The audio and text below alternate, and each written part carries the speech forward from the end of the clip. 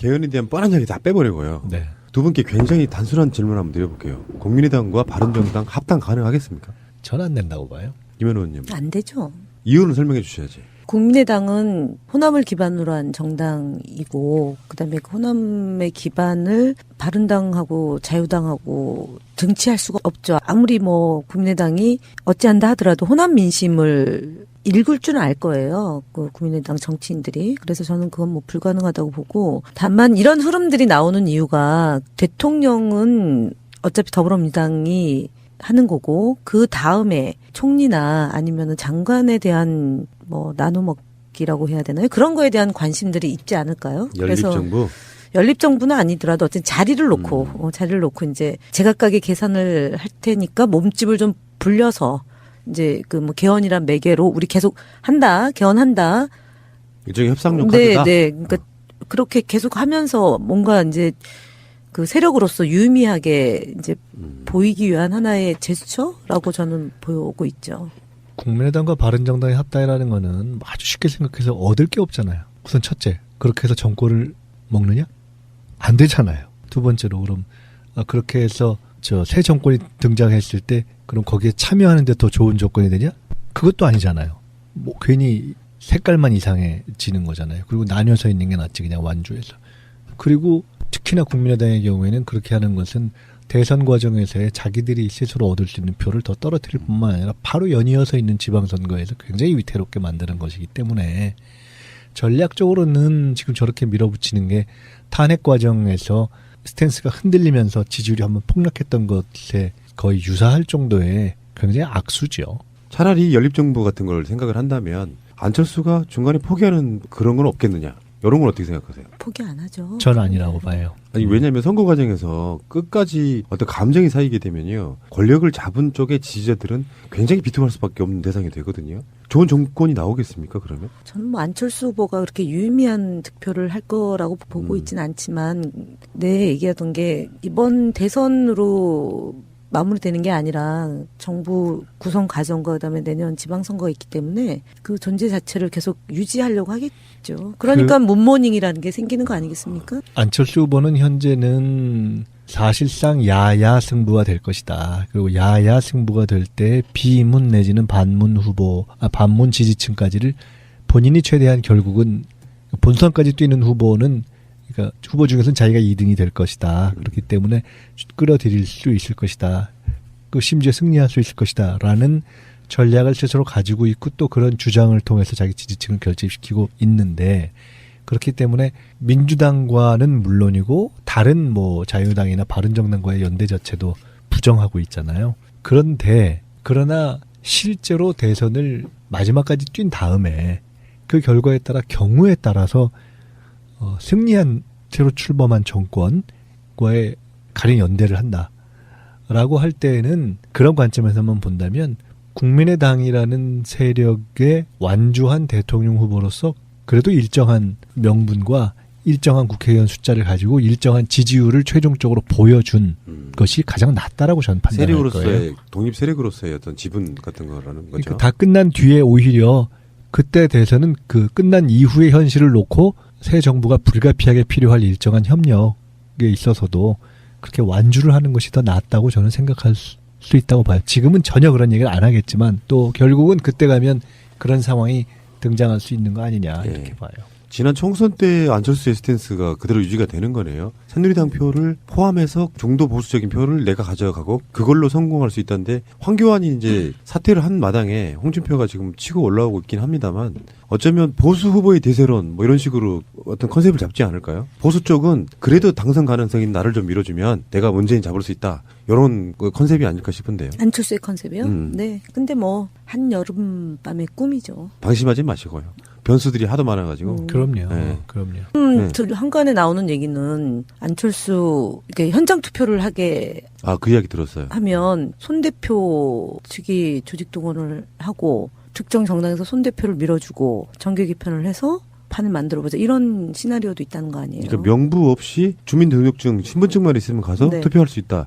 이거는 굉장한 위험 요소를 갖고 있지 않겠어요? 네. 뒷말이 엄청 나올 것 같은데. 안철수는 안철수대로 여론조사 지지율을 믿는 것 같고 손학규 쪽은 손학규대로 비장의 카드가 있어 하는 것 같고 그런 느낌이네요. 그 룰은 지금 손 대표 쪽이 저 강하게 밀어붙인 룰이잖아요. 근데 그렇게 되면서 천정배 의원이 빠지고 박주선 의원이 들어갔는데 뭐 선거라는 건 결국 끝까지 가봐야 되고 또 출마하는 분들은 항상 자기가 이길 수 있다라는 주관적인 신념 내진 희망과 또 남들에 대해서 그렇게 강력하게 신념을 설파하는 것이긴 하지만 박주선 의원 주변에서도 박주선 부의장 주변에서도 실제 까면은 우리가 될 것이다라고 이야기를 한다 그래요. 근데 거기에는 이번 룰이 상당히 작동하는 거 아닌가. 저게 이제 이번에 선거인단 지금 민주당에서 하고 있는 것처럼 등록을 통해서 국민 경선이지만 등록을 통해서 이제 사전에 명부를 확정하고 걸러가는 이런 과정. 그러니까 선거 자체의 안정성을 확보해가는 유권자 명부라는 것이 당연히 있어야 되니까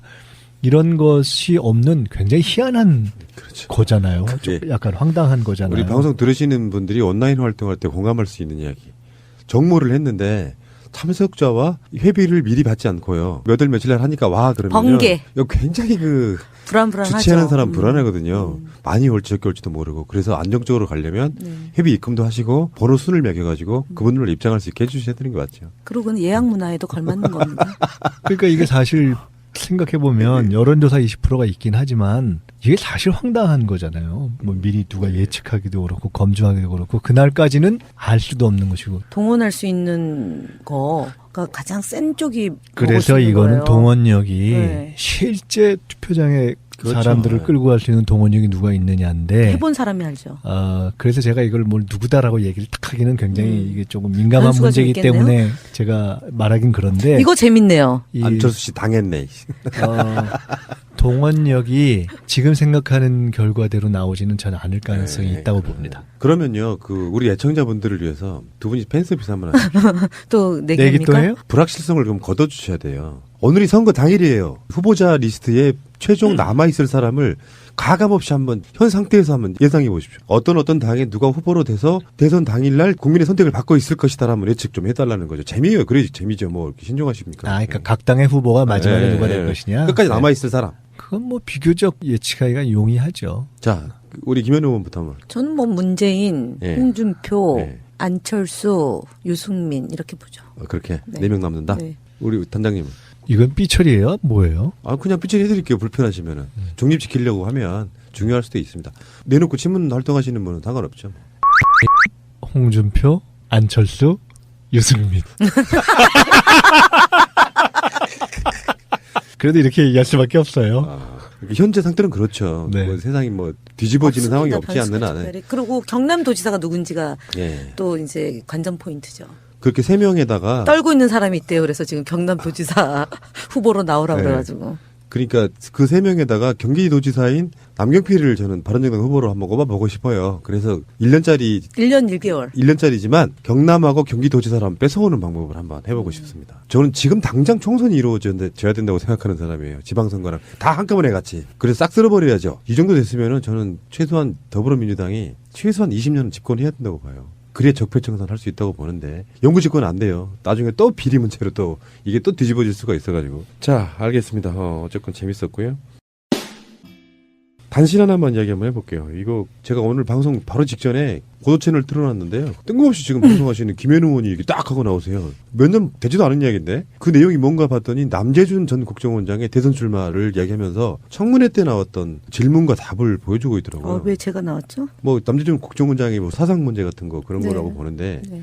이 사람 무서워요. 종북 작파를 척결하기 위해서 나간다. 뭐 이렇게 이야기하고 있는데 이분 박근혜 후보의 안보 특보라고 얘기해야 되나요? 안보 자문 했던 분이고요. 예전에 2007년도에도 그랬고 그 이후에도 그런 걸로 제가 기억을 하고요. 가장 잘못한 일이 뭐냐면 현직에 있을 때 서울시 유우성 간첩 조작 사건 이 남재준 원장 시절에 있었잖아요. 그래서 2014년 4월 15일 대국민 사과문을 발표해요. 남재준 원장이 다시는 이런 일을 하지 않겠다.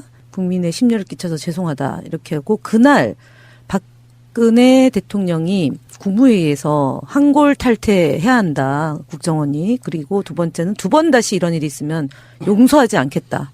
고 얘기를 하죠. 그래서 이번에 헌법재판소에서 판결할 때 판결문에 보면 2014년 4월 15일 저녁부터 2014년 4월 16일 오전 10시까지를 특정하지 못했잖아요. 그래서 저는 계속적으로 얘기했던 게 4월 15일 저녁에 박근혜 전 대통령이 무엇을 했을까. 왜냐하면 서울시 간첩 조작 사건으로 인해서 대통령이 사과를 한 것은 본인으로서는 수모고 수치거든요. 그래서 모든 이 박근혜 정부의 핵심은 그 유성 간첩 조작 사건, 그러니까 지방선거를 앞두고요. 간첩 조작 사건과 세월호 참사가 발생하는 그 4월 15일과 4월 16일이다. 그거에 한 복판에 있었던 남재준 원장이 종북을 척결한다는 미명하에 대통령 후보로 나오는 것은 이분도 참 이해가 안 돼요. 난독 불가합니다, 이거는. 네. 단장님은 어떻게 보세요? 우리 김현희 의원님이 설명을 길게 해주셨는데 그리고 나서 표현을 굉장히 점잖게 해주셨는데 선거 때 보면 점잖게 얘기해야지. 그 쌍디글 니을 이응 그거죠. 아니 그거 아니고 좀 맛이 살짝 하여간 조금 이상해지는 분들이 꼭 몇 명씩 있어요. 살포시 가는 분들이 있는데 근데 이분은 집에 있다가 왜 나오냐고요, 지금. 그냥 집에 있으면 되는데. 그런 분들이 선거 때마다 꼭 있어요. 아. 근데 지금 이제 사실은 왜 그러냐 이렇게 질문하셨기 때문에 왜 그런지 잘 이해가 안 가는 경우들이 있어요. 사실 네. 이분은 제가 이제 며칠 전에 제보를 받았어요. 첩보라고 그러죠. 이제 국정원 출신들이 저한테 이제 정리를 해가지고 알려주셨는데 국정원 출신, 그러니까 육사 출신의 국정원 출신들이 좀 있잖아요. 예, 그렇죠. 옛날에 그분들이 이제 나라를 구할 사람은 당신밖에 없다. 남재준 원장한테 그렇게 해가지고 본인이 결심을 했다. 나라를 구해. 여기 자체가 혹시 저 이후에 그 자기 재임 씨의 문제라든가 이런 것 등등 때문에 어떤 법적인 소추의 대상이 되고 이럴 가능성도 있나요? 사실은 그러니까 지금 조사가 안 된 부분이 국정원과의 연관성 있는 대목, 특히 세월호 사건의 개선상이 있었던 거고요. 그러니까 경우에 따라서는 그러니까 그야말로 사실은 누구라고 얘기를 딱 하긴 그렇지만 선거 때마다 제가 말씀드린 것처럼 지금 왜 나왔지?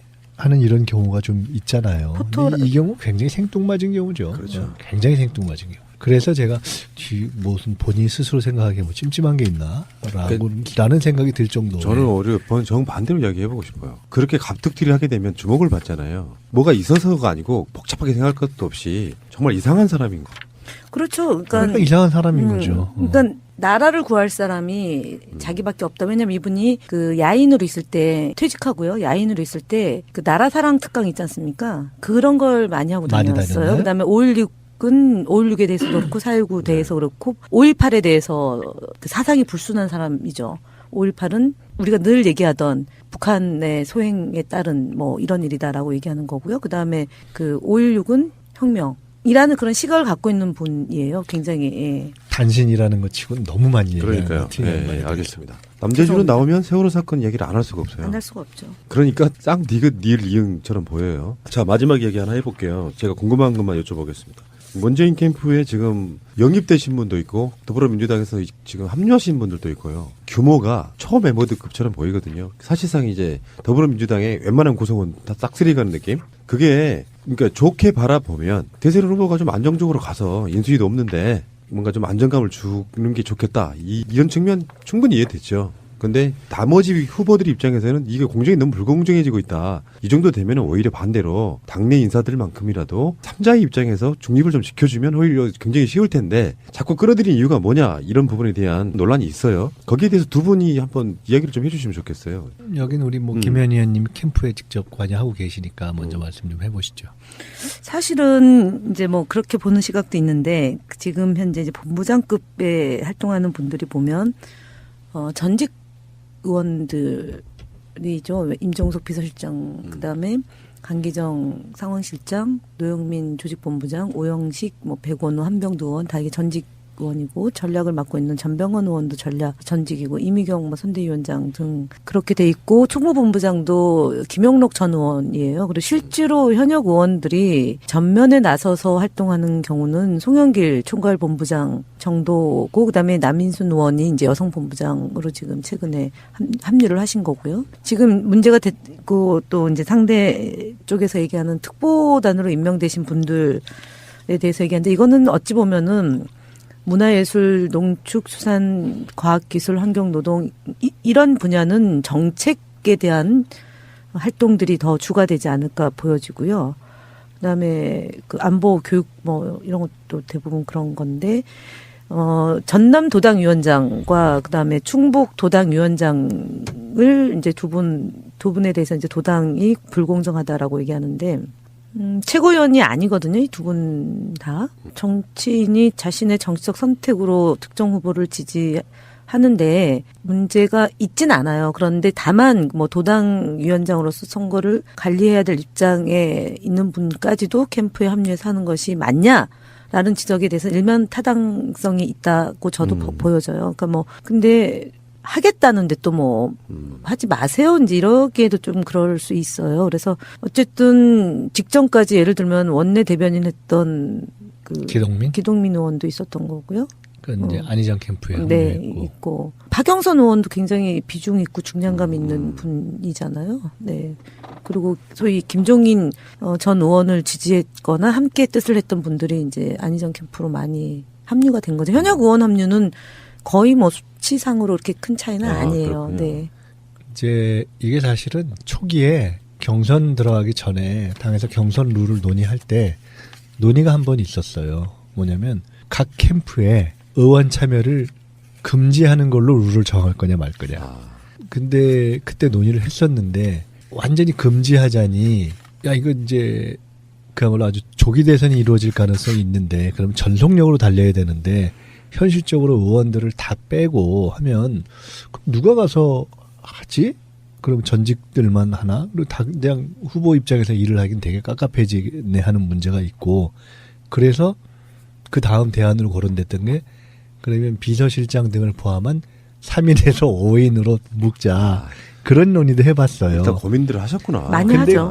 그것도 왜냐면 바로 이 줄세우기 논란 때문에 그랬어요. 그래서 근데 그것도 결국 하다가 야 이것도 애매하다. 이게 당의 당 대표 선거 때는 그렇게 이제 가급적 줄 세우지 말자 뭐 이런 것도 하는데 상황이 상황이어서 지금은 누가 되더라도 어차피 우리 당의 후보가 되는 건데 이 과정에서 어떻게 보면 경선을 본선같이 치러내고 준비를 해서 이제 그때는 탄핵이 막 딱 이제 언제 될지 모르는 그런 상황이었지만은 속도가 빨리 간다고 할 경우에는 전속력으로 달려야 되는데 오히려 각자의 역량에 따라서 뛰게 하고 의원들이 결합할 부분은 최대한 결합하기 위해서 하는 것이 오히려 좋지 않느냐 해서 논의를 한참 한 끝에 아예 그 소위 금지 규정 자체를 그냥 털어버린 거예요.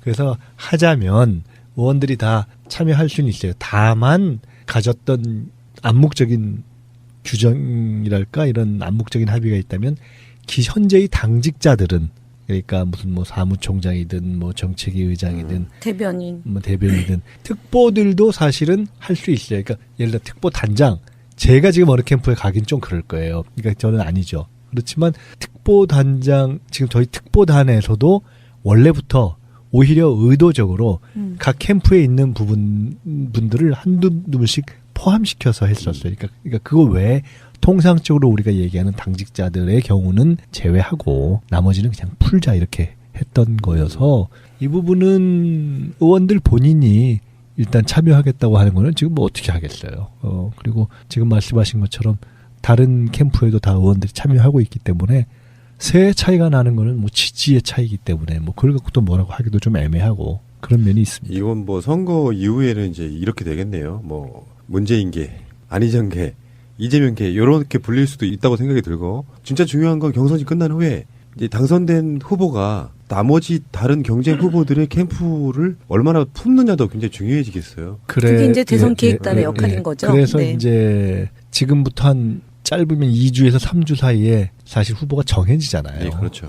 그러고 나면 선대위를 구성해야 되는데 지금 이제 안팎에서 또는 모든 후보들이 이제 또는 과거의 경험을 기초하면서 뭔가 당이 좀 안정적으로 끌어가는 당 중심의 선대위원을 해야 된다라는 얘기를 하네요. 한편으로는 당이 중심을 잡아야 된다는 얘기지만 또 한편으로는 이긴 후보 캠프뿐만 아니라 다른 모든 캠프 그리고 아예 참여하지 않았던 중립적인 부분까지 싹 이렇게 기계적인 탕평은 아니겠지만은 어우러져서 해야 된다는 생각에 공감대가 있기 때문에 그때까지는 우선 지지하는 대로 각자 뛰어야죠. 도리 없죠.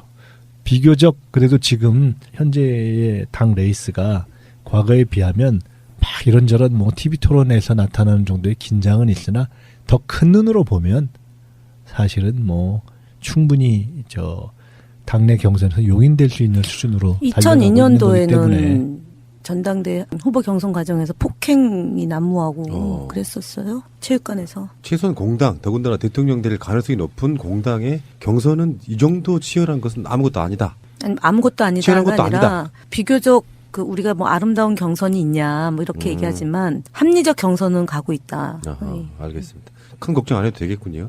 자, 두 분과 함께한 정치 이야기. 저는 이렇게 생각합니다.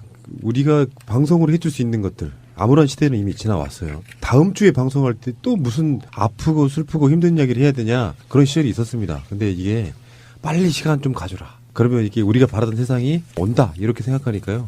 방송하는 시간이 아깝고 또 그 다음 방송이 기다려지고 저는 그렇습니다. 두 분 고생하셨고요. 다음 주에 또 뵙겠습니다. 고맙습니다. 네, 감사합니다. 감사합니다.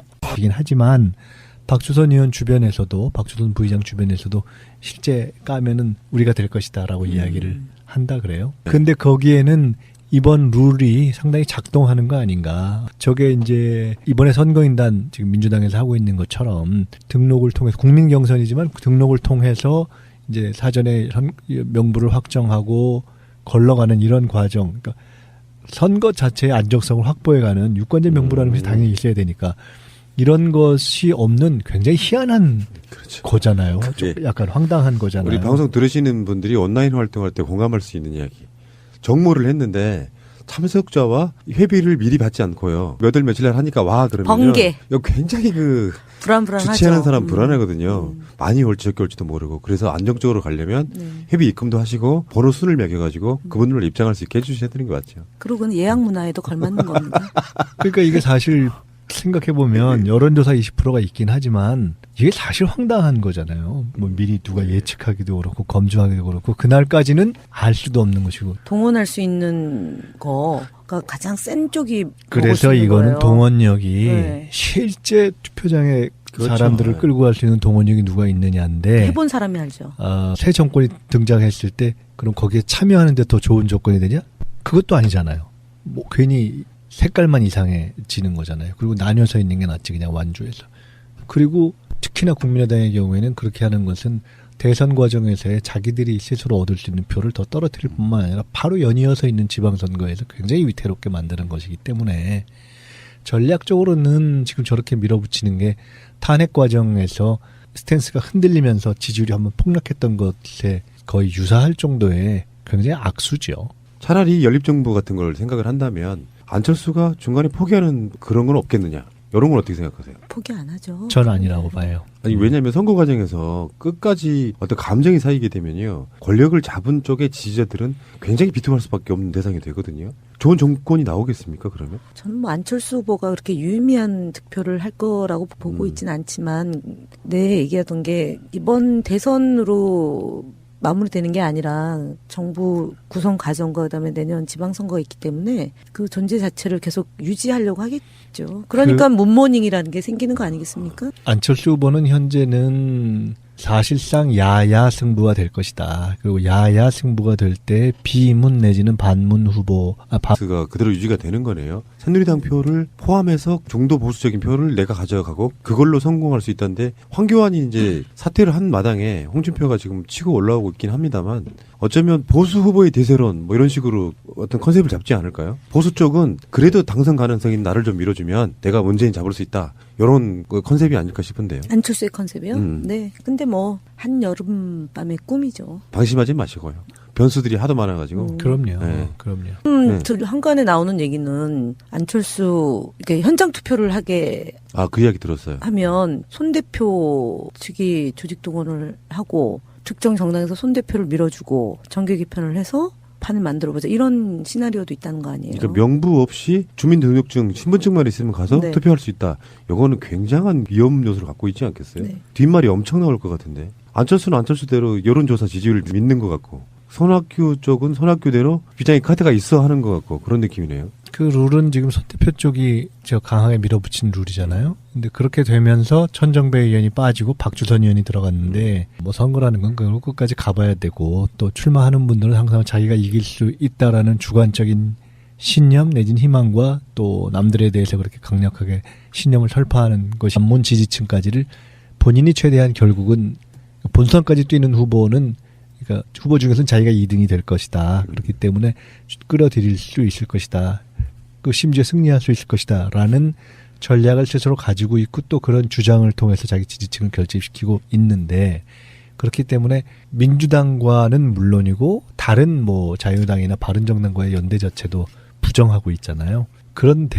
그러나 실제로 대선을 마지막까지 뛴 다음에 그 결과에 따라 경우에 따라서 승리한 새로 출범한 정권과의 가령 연대를 한다라고 할 때에는 그런 관점에서만 본다면 국민의당이라는 세력에 완주한 대통령 후보로서 그래도 일정한 명분과 일정한 국회의원 숫자를 가지고 일정한 지지율을 최종적으로 보여준 것이 가장 낫다라고 저는 판단할 거예요. 세력으로서의 독립 세력으로서의 어떤 지분 같은 거라는 거죠. 그러니까 다 끝난 뒤에 오히려 그때 대선은 그 끝난 이후의 현실을 놓고 새 정부가 불가피하게 필요할 일정한 협력에 있어서도 그렇게 완주를 하는 것이 더 낫다고 저는 생각할 수 있다고 봐요. 지금은 전혀 그런 얘기를 안 하겠지만 또 결국은 그때 가면 그런 상황이 등장할 수 있는 거 아니냐 이렇게 봐요.